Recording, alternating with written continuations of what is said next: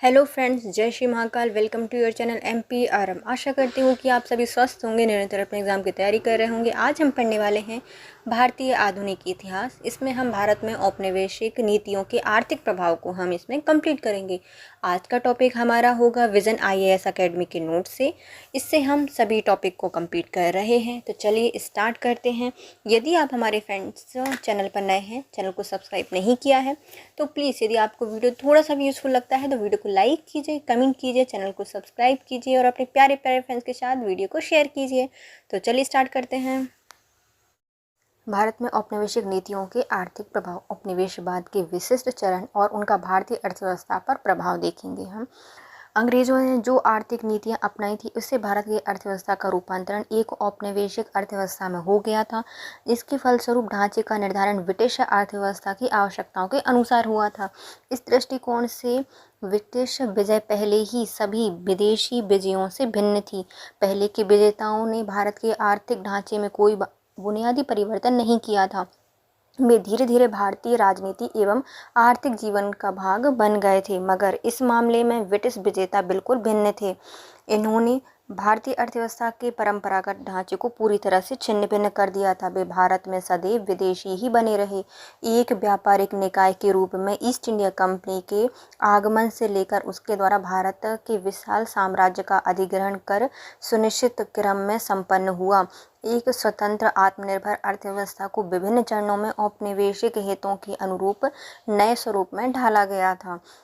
रजनी पामदत्त ने अपनी पुस्तक इंडिया टुडे में ब्रिटिश औपनिवेशिक अर्थव्यवस्था को 3 चरणों में बांटा है। पहला आता है वाणिज्यिक औपनिवेशवाद या पूंजीवाद का चरण, जो कि 1757 से 1813 तक चलता है। औद्योगिक पूंजीवाद का चरण, जो कि 1813 से 1857 तक है। वित्तीय पूंजीवाद का चरण, जो कि 1857 के बाद स्टार्ट हुआ था। 3 में बांटा है किसने? रजनी पामदत्त के द्वारा ब्रिटिश औपनिवेशवाद को अपनी पुस्तक इंडिया टुडे में। कौन चरण है वो? कौन कौन से चरण हैं? पहला आता है ब्रिटिश या वाणिज्य पूंजीवाद का चरण, फिर दूसरा आता है औद्योगिक पूंजीवाद का चरण और तीसरा आता है वित्तीय पूंजीवाद का चरण। वर्ष 1600 से सन 1757 तक भारत में ईस्ट इंडिया कंपनी की भूमिका एक ऐसे व्यापारिक निगम की थी जो कि भारत में व्यापार के लिए अन्य यूरोपीय कंपनियों से प्रतिस्पर्धा कर रही थी। तो भारत अभी तक क्या है?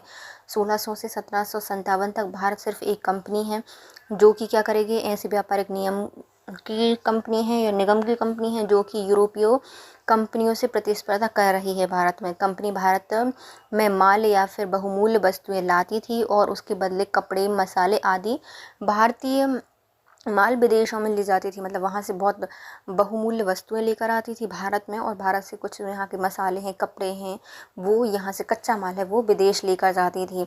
इससे मुनाफे का मुख्य स्रोत विदेशों में भारतीय माल का विक्रय था।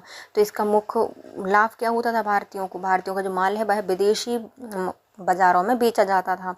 स्वाभाविक था कि ब्रिटेन कंपनी दूसरे देशों में भारतीय माल की खपत हेतु नए बाज़ार खोजती रहती थी। इसमें क्या होता था? जो ब्रिटिश कंपनियां हैं वो क्या करेंगी? भारतीय माल को खपाने के लिए, बेचने के लिए अलग अलग बाज़ार को ढूंढती रहती थी। इस प्रकार इन्होंने भारतीय माल का निर्यात बढ़ाया और इससे उत्पादन को प्रोत्साहन किया। यही कारण है कि तत्कालीन भारतीय शासकों ने कंपनी की व्यापारिक कोठियों को प्राथमिकता दी थी।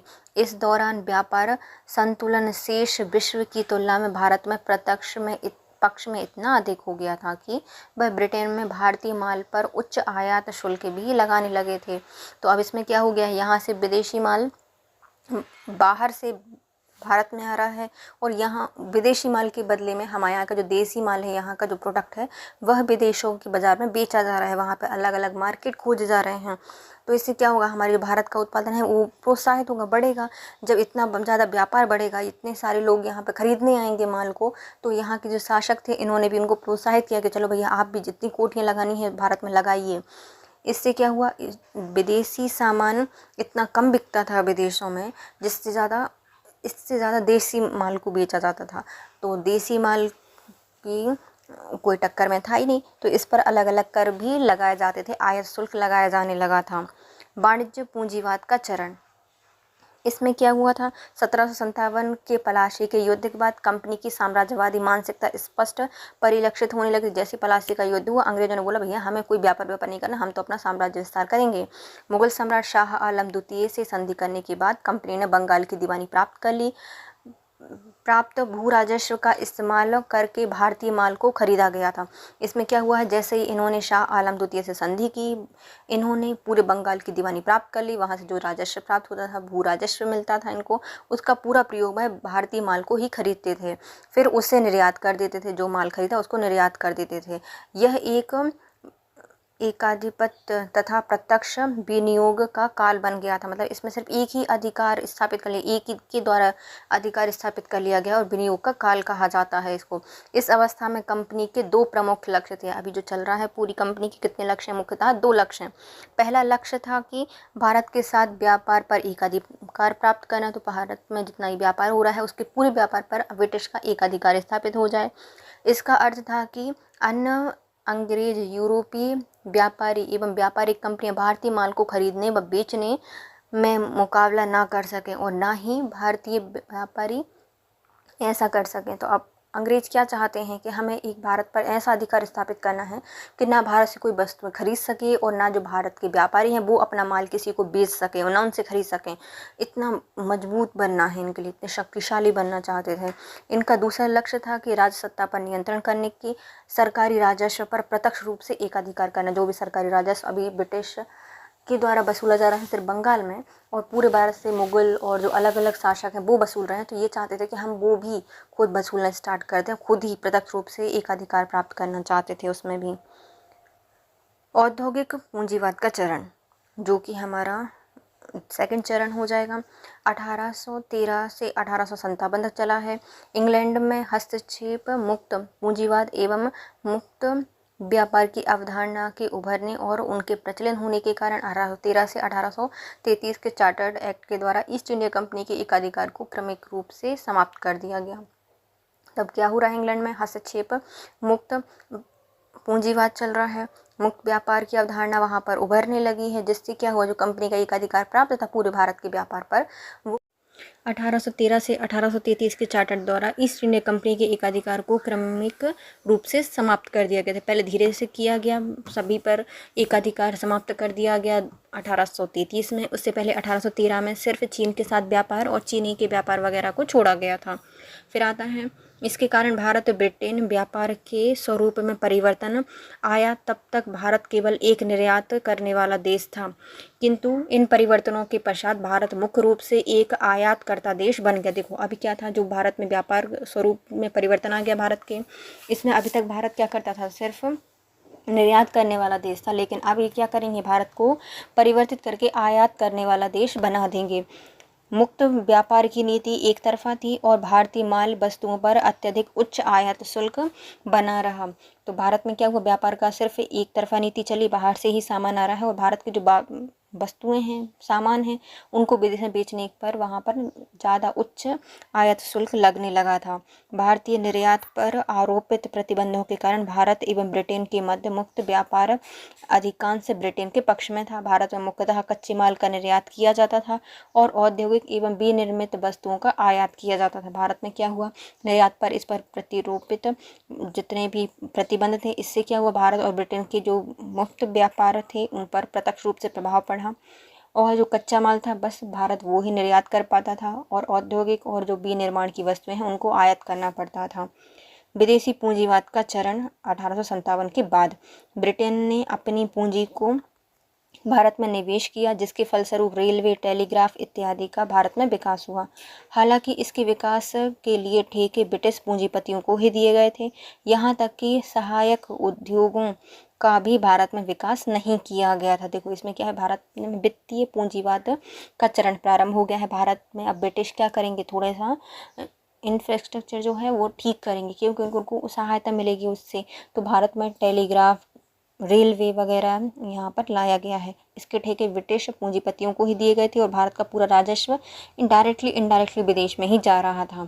सहायक सामग्री का अधिकांश आयात ही किया जाता था, मतलब जितनी भी सामग्री लगनी है भारत का उपयोग नहीं कर रहे थे, बल्कि बाहरी देशों से उसको आयात कर रहे थे। भारत में किए गए निवेश से होने वाले लाभ को निवेशकों के पास वापस ब्रिटेन में भेजा जाता था। आप जितना भी निवेश किया है उससे जो भी लाभ होगा वो निवेशकों के द्वारा भारत से बाहर भेज दिया जाता था।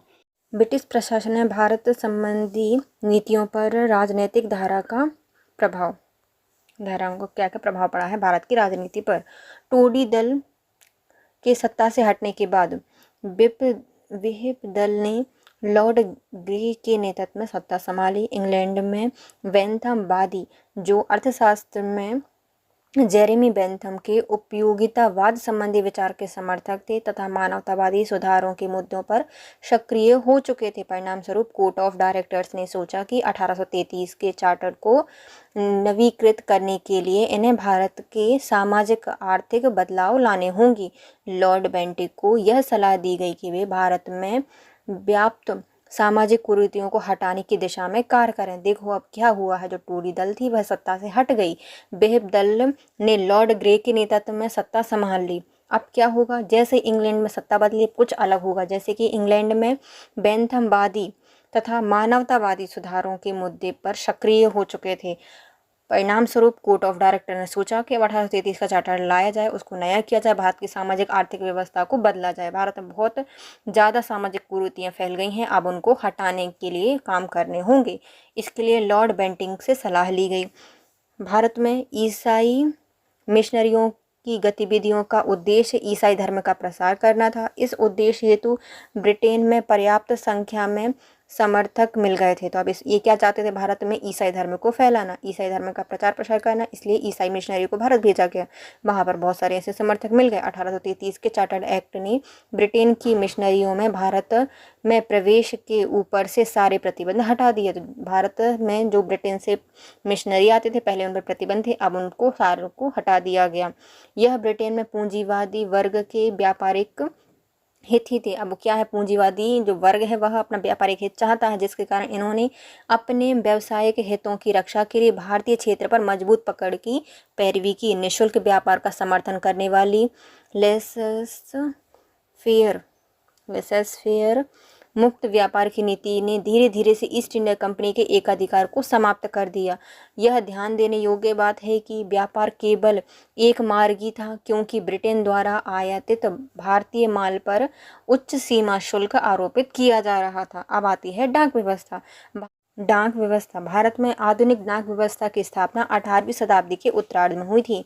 1767 में लॉर्ड क्लाइव के द्वारा स्थापित इस डाक व्यवस्था को आगे विकास वॉरेन हेस्टिंग ने किया था, जो कि 1774 में एक पोस्ट मास्टर जनरल के अधीन कलकत्ता जीपीओ की स्थापना करके किया गया। देखो भारत में जो डाक व्यवस्था थी 1800 की जो 18वीं शताब्दी थी उसके उत्तरार्ध में हुआ था।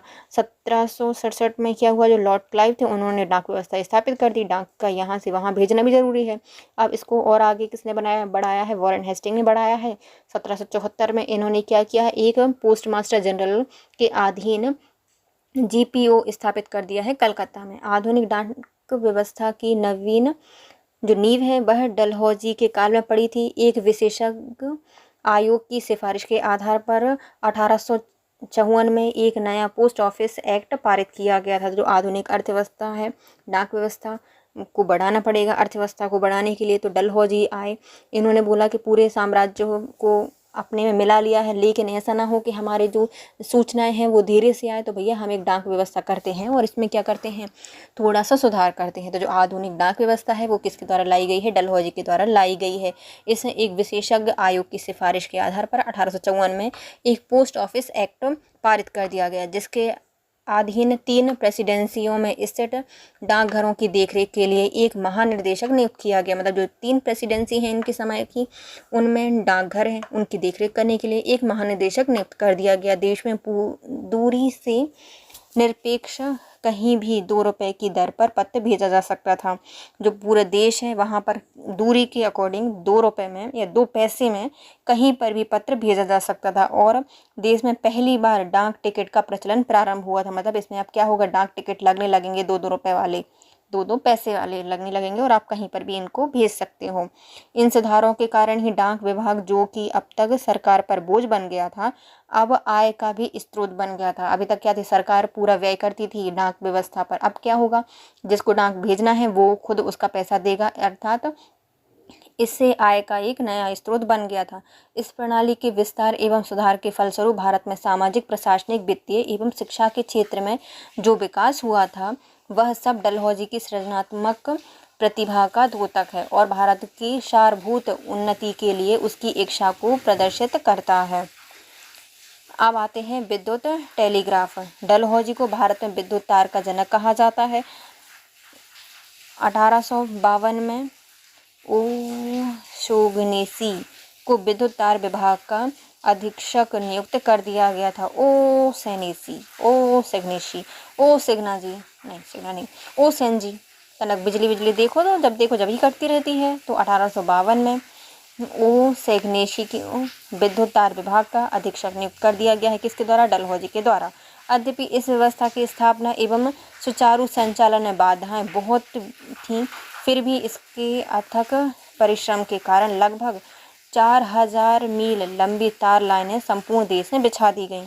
कलकत्ता से पेशावर, मुंबई और मद्रास तक देश के विभिन्न भागों को तार द्वारा जोड़ दिया गया।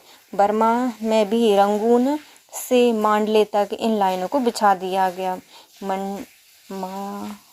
बर्मा से रंगून से मांडले तक, मुंबई से मद्रास तक, कलकत्ता से पेशावर तक सभी देशों के क्षेत्रों को अलग अलग जगह से जोड़ दिया गया है।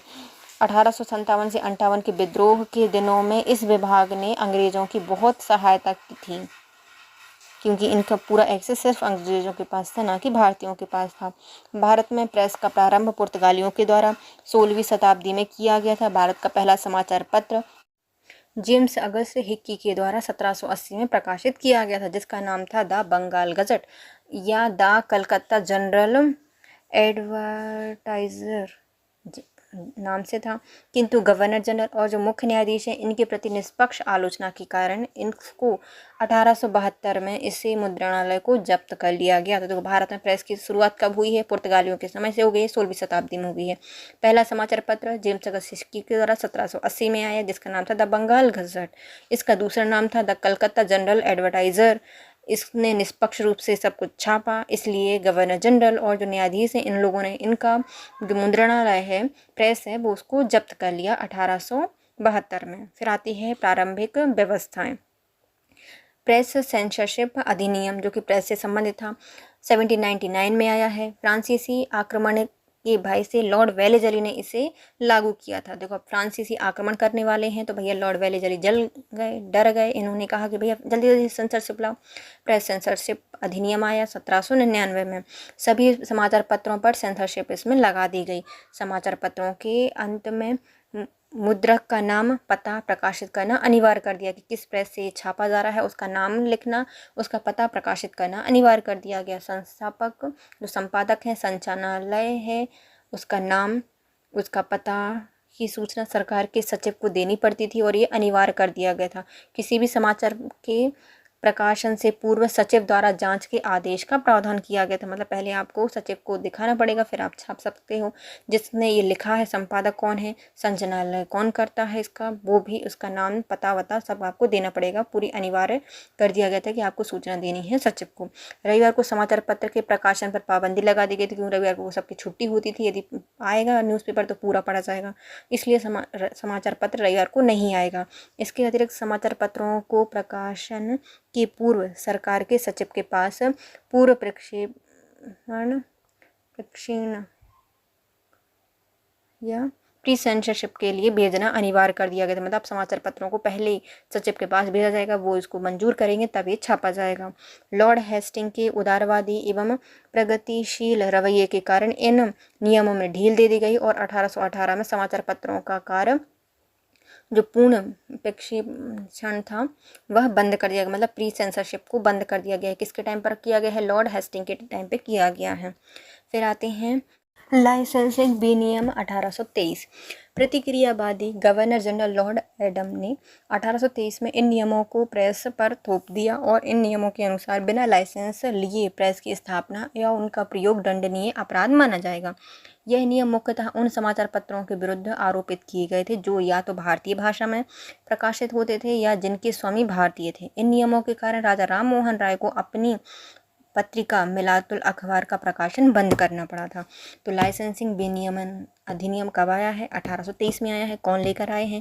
तो जॉन एडम के द्वारा इसको लाया गया है प्रेस पर थोपने के लिए। और इसमें कहा गया था कि जितनी भी प्रेस चल रही हैं उनके पहले लाइसेंस लेना पड़ेगा, वरना यदि नहीं लेगा, बिना लाइसेंस के कोई भी चीज़ प्रकाशित करेगा तो उनके लिए दंडनीय अपराध दिया जाएगा। इसके तहत सभी, और ये ज़्यादातर उन पर लागू किया गया था जिन कि स्वामी भारतीय हैं या फिर जो भारतीय भाषाओं में छापे जाते हैं ऐसे समाचार पत्र। इसमें जो राजा राम मोहन राय हैं इनका मिलातुल अखबार है वो उसको बंद करना पड़ा था। प्रेस अधिनियम 1835 मेटकॉफ अधिनियम है।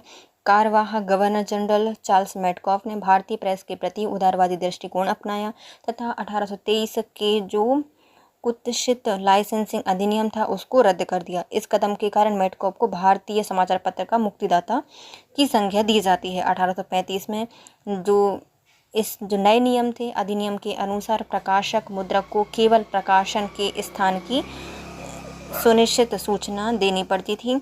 यह आसानी से अपना काम कर सकता था। यह कानून 1856 तक चलता रहा। इस अवधि में देश में समाचार पत्रों की संख्या में उल्लेखनीय वृद्धि हुई थी।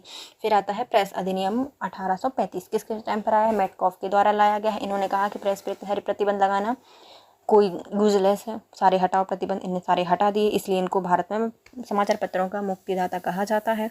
इन्होंने कहा था कि जो प्रेस अधिनियम है इसके अकॉर्डिंग सिर्फ प्रकाशक हो या जो मुद्रक है उसको अपना प्रकाशन का स्थान लिखना पड़ेगा बस, और छापो। इस समय बहुत ज़्यादा प्रकाशन में वृद्धि हुई थी समाचार पत्रों की। फिर आता है लाइसेंस अधिनियम 1857।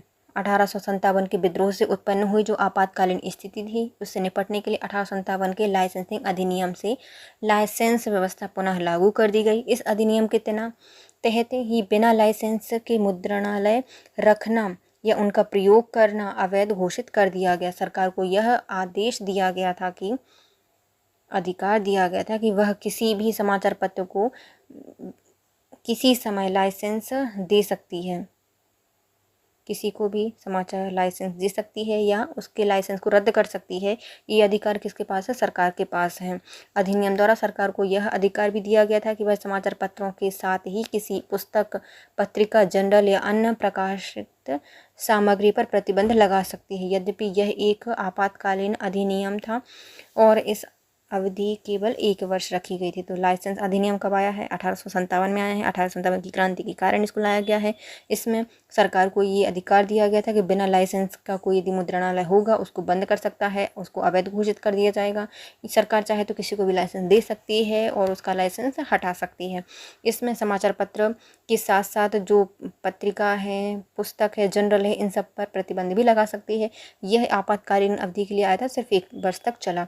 फिर आता है vernacular press act 1878। Vernacular press act तात्कालीन लोकप्रिय एवं महत्वपूर्ण राष्ट्रवादी समाचार पत्र सोम प्रकाश को लक्ष्य बनाकर लाया गया था। दूसरे शब्दों में यह अधिनियम मात्र सोम प्रकाश पर लागू हो सकता था। लिटिन के वर्नाकुलर प्रेस एक्ट से बचने के लिए अमृत बाजार पत्रिका समाचार पत्र था जो कि बांग्ला भाषा में जाता था, मतलब निकाला जाता था, छापा जाता था, अंग्रेजी साप्ताहिक में परिवर्तित हो गया था। सोम प्रकाश, भारत मिहिर, ढाका प्रकाश, सहचर आदि के खिलाफ मुकदमे इसमें चलाए गए थे। वर्नाकुलर प्रेस एक्ट क्या है? 1878 में आया है। सोम प्रकाश को लक्ष्य करके इसको बनाया गया था, या कह सकते हैं सिर्फ उसी को लागू किया गया था। इसमें वर्नाकुलर प्रेस एक्ट के तहत जो अमृत बाजार पत्रिका है उसने रातों रात अपनी पत्रिका की भाषा चेंज कर दी थी और यह बांग्ला में छापा जाता था, बांग्ला भाषा की थी, है ना, और उसको अंग्रेजी में साप्ताहिक में परिवर्तित कर दिया था। इस वर्नाकुलर प्रेस एक्ट के तहत सोम प्रकाश, भारत मिहिर, ढाका प्रकाश एवं सहचर जैसे जो समाचार पत्र थे उन पर मुकदमे चलाए गए थे। इस अधिनियम के मुख्य प्रावधान इस प्रकार थे। पहला आता है, जिला दंड नायकों को यह अधिकार दिया गया था कि वह स्थानीय सरकारों की आज्ञा से किसी भी भारतीय भाषा के समाचार पत्र के प्रकाशन या मुद्रक को बुलाकर बंधन पत्र पर हस्ताक्षर कराने के लिए कह सकते हैं। इस बंधन पत्र में यह प्रावधान किया गया था कि वह प्रकाशक या मुद्रक ऐसी किसी भी सामग्री प्रकाशित नहीं करेगा जिससे सरकार के विरुद्ध असंतोष भड़केगा और साम्राज्य की प्रजा के विभिन्न जाति, धर्म एवं वर्ण के लोगों के मध्य आपसी वैमनस्य बढ़ेंगे। तो इसमें पहला प्रावधान किया गया था कि जो जिला दंड नायक हैं वो क्या करेंगे, जो मुद्रणालय हैं उनके प्रशासकों को बुलाएंगे और एक बंधन पत्र पर हस्ताक्षर कराएंगे और उनसे बोलेंगे कि आप कोई भी ऐसी सामग्री अपने पत्रों में नहीं छापोगे जिससे कि देश में विद्रोह, सरकार के विरुद्ध असंतोष बढ़ के साम्राज्य की प्रजा के विभिन्न जाति, धर्म, वर्ण के लोगों के बीच वैमनस्य उत्पन्न हो। दंड नायक, जिला दंड नायक यदि चाहे तो उस समाचार पत्र को जमानत देने पर भी बाध्य कर सकता था, आज्ञा के उल्लंघन पर जब्त कर लिया जाता था और पुनः अपराध करने पर मुद्रणालय भी जब्त कर लिया जाता। मतलब इसमें क्या है, कुछ जमानत राशि देनी पड़ेगी, यदि आपने उसका नियम का उल्लंघन किया तो पूरी जब्त कर ली जाएगी, पूरी जमा राशि, और यदि फिर से आपने अपराध किया तो पूरे मुद्रणालय को बंद कर दिया जाएगा। दंड नायक का निर्णय अंतिम होगा और उसके विरुद्ध किसी भी प्रकार की अपील की अनुमति नहीं थी। मतलब दंड नायक ने बोला कि बंद करो तो बंद करो। यदि कोई विदेशी भाषा का समाचार पत्र इस अधिनियम की कार्यवाही से बचना चाहता था तो उसे अपने पत्र की एक प्रमाण प्रति सरकारी प्रशिक्षण, जो वो सेंसरशिप को पहले से भेजनी पड़ती थी। यदि कोई भी देसी भाषा का समाचार पत्र चाहता है कि अधिनियम से बचना चाहता है तो पहले अपने प्रमाण पत्र किसको भेजनी पड़ेगी, सेंसरशिप को भेजनी पड़ेगी, वो चेक करके इसको बताएंगे। वर्नाकुलर प्रेस एक्ट को मुंह बंद करने वाला अधिनियम भी कहा जाता है। इस घृणित अधिनियम को लॉर्ड रिपेन ने 1882 में रद्द कर दिया था। इस अधिनियम का सबसे घृणित पक्ष यह था कि इसके द्वारा अंग्रेजी एवं देशी भाषाओं के समाचार पत्रों के मध्य भेदभाव किया गया था। इसमें अपील करने की कोई भी अधिकार नहीं दिए गए थे। 1883 में सुरेंद्रनाथ बनर्जी ने देश के ऐसे प्रथम समाचार पत्रकार थे जिन्हें कारावास की सजा हुई थी। तो सुरेंद्रनाथ बनर्जी देश के पहले ऐसे पत्रकार बने थे जिनको कारावास की सजा सुनाई गई थी 1883 में। किसने इसको रद्द किया है? 1882 में लॉर्ड रिपन के द्वारा वर्नाकुलर प्रेस एक्ट को समाप्त कर दिया गया है। फिर आता है 1908 का समाचार पत्र अधिनियम। यह समकालीन समाचार पत्रों ने लॉर्ड कर्जन की नीतियों के कारण सरकार की कड़ी आलोचना की थी। इन पर अंकुश लगाने के लिए सरकार के द्वारा न्यूज़पेपर एक्ट 1908 लाया गया था, जिसके अनुसार लोगों को हिंसा तथा हत्या के लिए उकसाने वाली आपत्तिजनक सामग्री प्रकाशित करने वाले समाचार पत्रों की संपत्ति एवं मुद्रणालय को जब्त कर लिया जाएगा। मतलब यदि लोगों में हिंसा, हत्या करने के लिए उकसाने वाली कोई भी आपत्तिजनक सामग्री छापी, उससे क्या होगा, समाचार पत्र को संपत्ति उसकी जब्त कर ली जाएगी और मुद्रणालय को जब्त कर लिया जाएगा। सरकार समाचार पत्र और जो पुस्तक पंजीकरण अधिनियम है 1867 के अधीन किसी मुद्रणालय या प्रकाशक की दी गई अनुमति को स्थानीय सरकार रद्द कर सकती थी। समाचार पत्रों के मुद्रक या प्रकाशकों को मुद्रणालय के जब्त होने के 15 दिन के भीतर उच्च न्यायालय में अपील करने की अनुमति थी। उसके बाद अपील नहीं कर सकते थे, सिर्फ 15 दिन। इस अधिनियम के अधीन सरकार ने 9 समाचार पत्रों पर मुकदमे चलाए थे और 7 मुद्रणालय को जब्त किया था।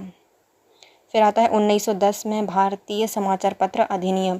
इस अधिनियम ने लॉर्ड लिटन के 1878 के अधिनियम के सभी घिनौनी पक्षों को पुनर्जीवित कर दिया था, जिसके अनुसार स्थानीय सरकार किसी भी मुद्रणालय के स्वामी या समाचार पत्र के प्रकाशक से पंजीकरण या जमानत मांग सकती है, रजिस्ट्रेशन सिक्योरिटी मांग सकती है, जो कम से कम 500 रुपये थी या अधिक से अधिक 2000 रुपये हो सकती थी। सरकार को जमानतें जब्त करने का, पंजीकरण को रद्द करने का अधिकार था। सरकार को पुनः पंजीकरण के लिए कम से कम 1000 रुपये देने पड़ते थे और अधिक से अधिक 10,000 रुपये की जमानत मांगने का अधिकार था। यदि समाचार पत्र पुनः आपत्तिजनक सामग्री प्रकाशित करता है तो नए पंजीकरण को भी रद्द करने मुद्रणालय को एवं समाचार पत्र पुस्तक की सभी प्रतियों को जब्त करने का अधिकार था। पीड़ित पक्ष 2 मास के भीतर उच्च न्यायालय के अधीन विशेष न्यायाधिकरण में उसकी जब्ती की आज्ञा के विरुद्ध अपील कर सकता था। प्रत्येक प्रकाशक को समाचार पत्र की 2 प्रतियां बिना मूल सरकार को देनी होती थी। मुख्य कस्टम अधिकारी को आपत्तिजनक आयातित सामग्री को भी जब्त करने का अधिकार दिया गया था। जो कस्टम अधिकारी थे वह आपत्तिजनक सारी आयातित सामग्रियों को भी जब्त कर सकता था। इस अधिनियम के अधीन 951 मुद्रणालय एवं समाचार पत्रों के विरुद्ध कार्यवाही की गई थी। इसमें 286 को कड़ी चेतावनी दी गई थी। 705 मामले में बड़ी बड़ी जमानतें भी ली गई थी। इस अधिनियम के लागू होने के 5 वर्ष में लगभग 5 लाख रुपए की जमानतें जब्त की गई थीं। प्रथम विश्व युद्ध के समय भारत सुरक्षा नियम को लागू करके राजनीतिक आंदोलन एवं स्वतंत्रता जन आलोचना को रोक लगा दी गई थी। तो भारत सुरक्षा नियम को लागू करके जो राजनीतिक आंदोलन और जो स्वतंत्र जन आलोचना है उनको रोक दिया गया था। 1921 में सर तेज बहादुर सप्रू की अध्यक्षता में समाचार पत्रों के कानून की समीक्षा करने के उद्देश्य से गठित समाचार पत्र समिति की सिफारिश पर 1908 एवं 1910 में अधिनियम रद्द कर दिए गए थे। 1921 में सर तेज बहादुर सप्रू की अध्यक्षता में समाचार पत्र कानून की समीक्षा करने पर जो 1908 और जो 1910 का अधिनियम था उसको रद्द कर दिया गया था। फिर आता है 1931 में भारतीय समाचार पत्र संकटकालीन शक्तियाँ अधिनियम। 20वीं शताब्दी के चौथे दशक में राजनीतिक आंदोलन में आई गति एवं महात्मा गांधी द्वारा प्रारंभ किए गए सविनय अवज्ञा आंदोलन प्रारंभ करने के कारण सरकार ने 1930 में समाचार पत्रों पर नियंत्रण लगाने की भावना से एक नया समाचार पत्र अध्यादेश जारी कर दिया। इसके अनुसार 1910 के जो अधिनियम थे उसके सभी आदेश पुनः लागू कर दिए गए। मतलब 1931 में सरकारों ने भारतीय समाचार पत्र संकटकालीन शक्ति अधिनियम पारित किया, जिसने प्रांतीय सरकारों को सविनय अवज्ञा आंदोलन के प्रचार को दबाने के लिए अधिक शक्तियां दे दी। अधिनियम की धारा 4(1) के अनुसार सरकार को शब्द, संकेत एवं आकृति द्वारा किसी हत्या या अन्य किसी संज्ञेय अपराध को करने के लिए प्रेरणा देने या ऐसे अपराध की प्रशंसा या अनुमोदन करने पर कड़ा दंड देने की अनुमति दी गई। धारा 4(1) के तहत कोई भी संकेत, शब्द, आकृति के द्वारा किसी की हत्या, संज्ञेय अपराध करने की प्रेरणा या फिर किसी अपराध की प्रशंसा या अनुमोदन करने पर कड़ा दंड देने का प्रावधान इसमें किया गया था। इस नियम के विस्तार करके criminal amendment act 1932 criminal amendment act 1932 बना दिया गया था। धारा 4 बहुत व्यापक कर दी गई थी। इसमें वे सभी गतिविधियां शामिल की गई थी जिनसे सरकार की प्रभुसत्ता को हानि पहुंची जा सकती है।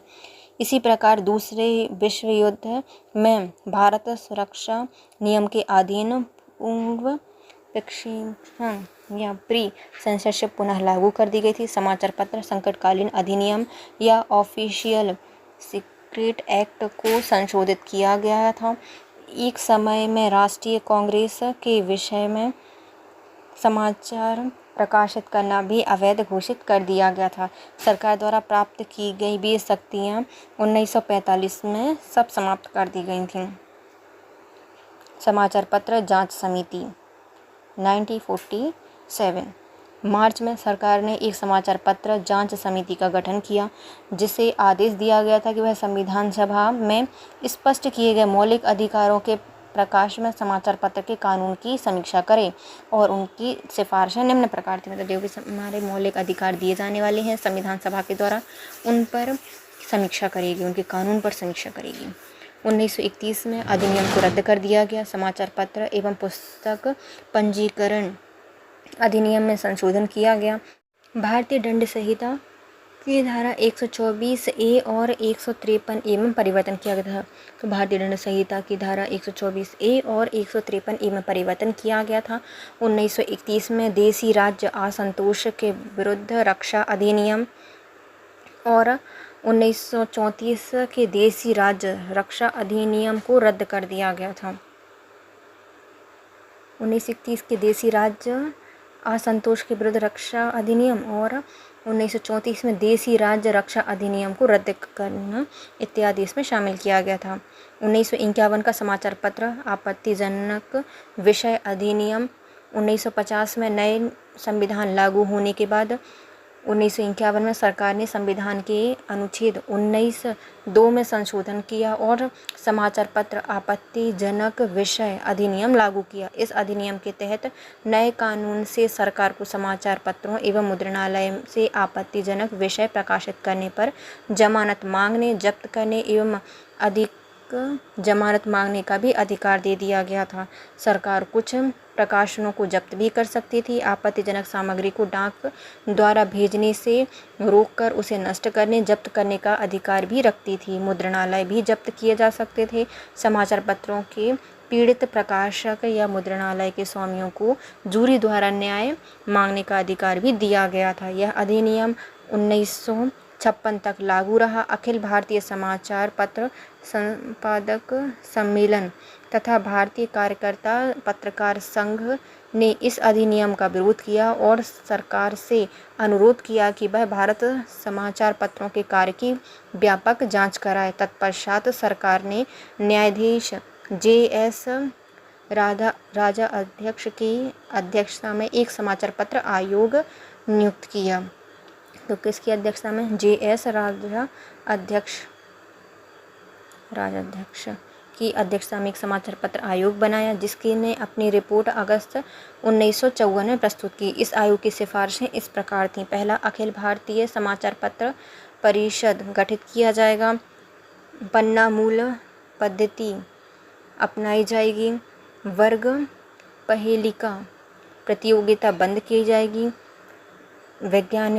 विज्ञापनों के लिए एक कड़ी संहिता अपनाई जाएगी। सरकार को यह प्रयत्न करना चाहिए कि समाचार पत्रों के स्वामित्व का संकेंद्रण न हो।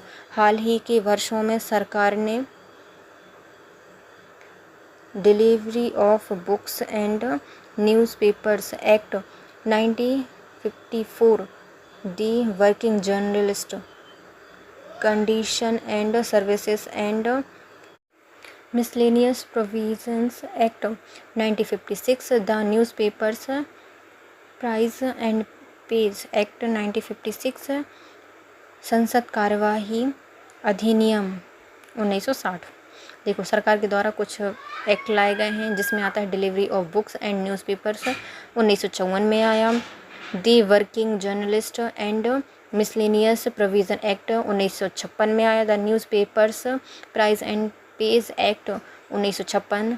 1960 में आया संसद कार्यवाही अधिनियम। विभिन्न समाचार पत्र अधिनियम। पहला आता है समाचार पत्र का प्रशिक्षण अधिनियम। प्रशिक्षण अधिनियम है 1799 में आया था, लॉर्ड वेलेजली के द्वारा लाया गया था।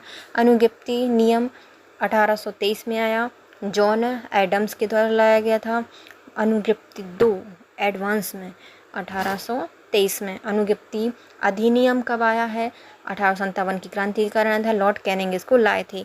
पंजीकरण अधिनियम 1867 में आया है, लॉर्ड लॉरेंस के द्वारा लाए गए हैं। पंजीकरण करवाओ, 6-7 लोगों का तो हुआ ही था, तो अब पूरे लोगों का होगा, तो 1867 में आया है पंजीकरण अधिनियम। जॉन लॉरेंस के समय पर आया है। वर्नाकुलर प्रेस एक्ट 1878 में आया है, लॉर्ड लिटन के टाइम पर। फिर समाचार पत्र अधिनियम 1908 में आया है, लॉर्ड मिंटो द्वितीय के समय पर। समाचार पत्र अधिनियम 1910 में आया है, लॉर्ड मिंटो द्वितीय के समय ही लाया गया है। और भारतीय समाचार पत्र संकटकालीन शक्तियाँ अधिनियम 1931 में आया है, लॉर्ड इरविन के समय। लॉर्ड इरविन के समय 1931 में। देखो, समय अज्ञा आंदोलन चलाया था, उसके लिए आया था। फिर आप देखो, फिर से देखते हैं समाचार पत्र का प्रक्षेपण सबसे पहले किसके द्वारा किया गया है? तो वेलेजली के द्वारा किया गया है। 1799 में आया था, लॉर्ड वेलेजली के काल में आया था। और ये क्यों लाया गया था? फ्रांसीसियों के आक्रमण से बचने के लिए। फिर आता है अनुज्ञप्ति नियम। तो अनुज्ञप्ति 2 जल्दी से 2 1823 में एडम्स के द्वारा लाया गया था। अनुज्ञप्ति अधिनियम आया है 1857 को, लॉर्ड कैनिंग के टाइम पर। पंजीकरण करवाने के लिए 1867 में आया है, और किसके द्वारा? लॉर्ड लॉरेंस लाए थे इसको। वर्नाकुलर प्रेस एक्ट 1878 में आया, लॉर्ड लिटन के समय पर। समाचार पत्र अधिनियम 1908 में लॉर्ड मिंटो द्वितीय लाए हैं, और इसी समय 1910 में आया है भारतीय समाचार पत्र अधिनियम, लॉर्ड मिंटो द्वितीय के समय। फिर भारतीय समाचार पत्र संकटकालीन शक्ति अधिनियम 1931 में आया है, लॉर्ड इरविन के समय। फिर आती है रेल विभाग। आधुनिक आर्थिक अवसंरचना के विकास में रेलवे को ब्रिटिश शासन का एक प्रमुख योगदान माना जाता है। यह स्पष्ट है कि रेलवे के विकास का मुख्य उद्देश्य भारतीय अर्थव्यवस्था की आवश्यकताओं की पूर्ति की अपेक्षा कंपनी को लाभ पहुंचाना था। 1853 में डलहौजी ने मुख्यतः सैन्य यातायात के लिए रेल निर्माण का कार्य किया था। धीरे धीरे अन्य आवश्यकताएं भी उत्पन्न हुई, जैसे भारतीय बाजारों को ब्रिटिश आयात के लिए जोड़ना। इसके अंतर्गत पोर्ट शहरों को आंतरिक बाजार एवं कच्चे माल वाले स्थानों से जोड़ा गया था। तो डलहौजी क्यों लाए थे? क्योंकि सेना को यहाँ से वहाँ भेजना था। लेकिन कई आवश्यकताएं निकल आई, जैसे आयात के लिए बाजार को जोड़ना, शहरों को आंतरिक माल कच्चे माल के लिए भी इनको जोड़ा गया था। भारत में रेलवे के विकास की दिशा में सर्वप्रथम प्रयास 1843 में किए गए थे। तत्कालीन गवर्नर जनरल हैं लॉर्ड हार्डिंग के द्वारा। तो कब किए गए हैं? 1843 में किए गए हैं। तत्कालीन अंग्रेजी गवर्नर हैं लॉर्ड हार्डिंग के द्वारा सबसे पहले प्रयास किए गए थे। निजी कंपनियों के समक्ष रेल प्रणाली के निर्माण का प्रस्ताव रखा था इनने।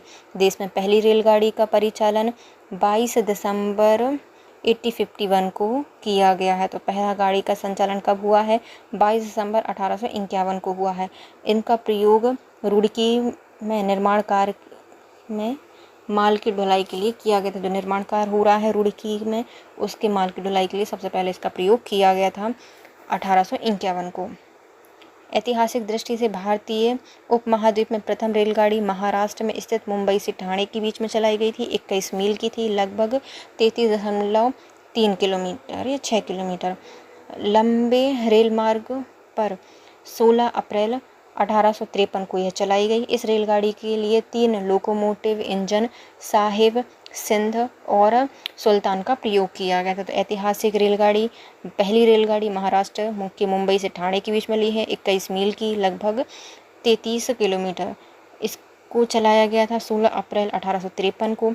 3 लोकोमोटिव इंजन लगे थे, साहिब, सिंध और सुल्तान। भारत में रेलवे के विकास के मुख्य प्रेरक तत्व क्या हैं? निजी कंपनियों के समक्ष रेल प्रणाली के निर्माण का प्रस्ताव रखा गया था। 5% निश्चित गारंटी के साथ ब्रिटिश पूंजी के निवेश को प्रोत्साहित किया गया था। इसके लिए आवश्यकता पड़ने पर भारतीय राजस्व से भी पैसा दिया जा सकता था।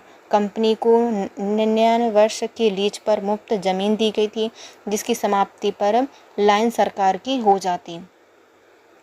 इसमें 3 मुख्य प्रेरक तत्व थे। पहला, निजी कंपनी के समक्ष रेल प्रणाली के निर्माण का प्रस्ताव रखा गया था। 5% तक की निश्चित गारंटी दी गई थी। निवेश को प्रोत्साहन करने के लिए राजस्व से भी पैसे दे सकते थे। 99 वर्षों की लीज दी गई थी, उसके बाद सरकार की ज़मीन हो जाएगी। फिर आती हैं नहरें। ईस्ट इंडिया कंपनी के शासन के दौरान दिए जाने वाले सर्वप्रथम सिंचाई कार्य 1817 में प्रारंभ हुए थे। इसमें मुख्य रूप से पहले किए गए कार्यों का विस्तार है, इनका पुनर्निर्माण शामिल है।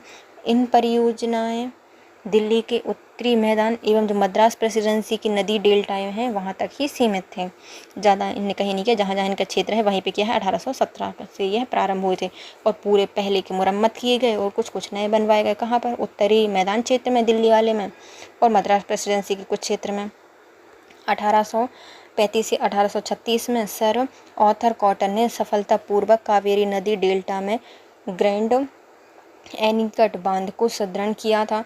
इसकी यह सफलता नदी पर अधिक सिंचाई परियोजना के लिए एक प्रेरणा स्रोत बन गई थी।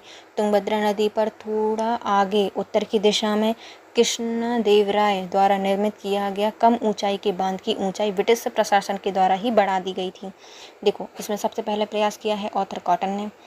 कावेरी नदी पर क्या बना दिया गया है? ग्रैंड एनीकट बांध बनाया गया है। और जो कृष्णदेवराय के द्वारा बनाया गया कृष्णा नदी पर, तुंगभद्रा नदी पर बांध था, उसकी ऊंचाई बढ़ा दी।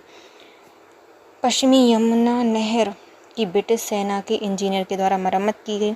इसे 1820 में फिर से खोल दिया गया। दोआब नहर को 1830 में फिर खोल दिया गया। तटबंध को ऊपर उठाने के लिए अत्यधिक पुनर्निर्माण करना पड़ा था। पंजाब सरकार या पंजाब क्षेत्र में सुदूर पश्चिम में 130 मील लंबी हसली नहर का विस्तार 1850 से 57 के बीच में अंग्रेजों द्वारा बारी दोआब नहर कार्य के दौरान किया गया था। तो पंजाब में हुआ है, जो पश्चिमी यमुना नहर है वहाँ पर भी ब्रिटिश इंजीनियर के द्वारा बनाया गया था बांध। 30 में दोआब नहर को मिलाया गया, तटबंध के ऊपर उठाने के लिए उसका पुनर्निर्माण किया गया। फिर हसली नहर का निर्माण 1850 में किया गया था, बारी दोआब के बीच में के कार्य के दौरान इसको किया गया था। फिर आते हैं इस क्षेत्र में पहली बार पूर्णतः कोई नया कार्य किए गए थे। 1842 से 1854 के बीच संपन्न होने वाली गंगा नहर परियोजना थी। तो सबसे नई या पूर्णतः पहली बार कोई काम किया गया है तो वो कौन सा है, गंगा नहर का काम किया गया है, जो कि 1842 से 1854 के बीच में था। कर्नल जॉन रसेल कॉल्विन द्वारा पहली बार 1836 में परिकल्पित इस परियोजना को लेकर इसके वास्तुकार सर पोवी थॉमस कैटले ने प्रारंभ में बहुत अधिक उत्साह नहीं दिखाया था। हालांकि 1837 से 38 में आगरा में पड़े अकाल के बाद बजट को लेकर सजग रहने के वाली कंपनी के कोर्ट ऑफ डायरेक्टर्स को नहर का विचार अधिक आकर्षक लगने लगा, क्योंकि इस अकाल के दौरान ईस्ट इंडिया कंपनी को आगरा में अधिक खर्च करना पड़ा था। बाद में उत्तर पश्चिम प्रांतों में लेफ्टिनेंट गवर्नर के रूप में जेम्स थॉमसन और भारत के गवर्नर जनरल के रूप में लॉर्ड डलहौजी के सहयोगी रवैये के कारण इस नहर का कार्य पूरा किया गया और तेजी से किया गया। 300 किलोमीटर की इस शाखा नहर के साथ एक 350 मील लंबी नहर का निर्माण कार्य संपन्न हुआ। गंगा नहर को आधिकारिक रूप से 1854 में लॉर्ड डलहौजी द्वारा ही खोला गया था।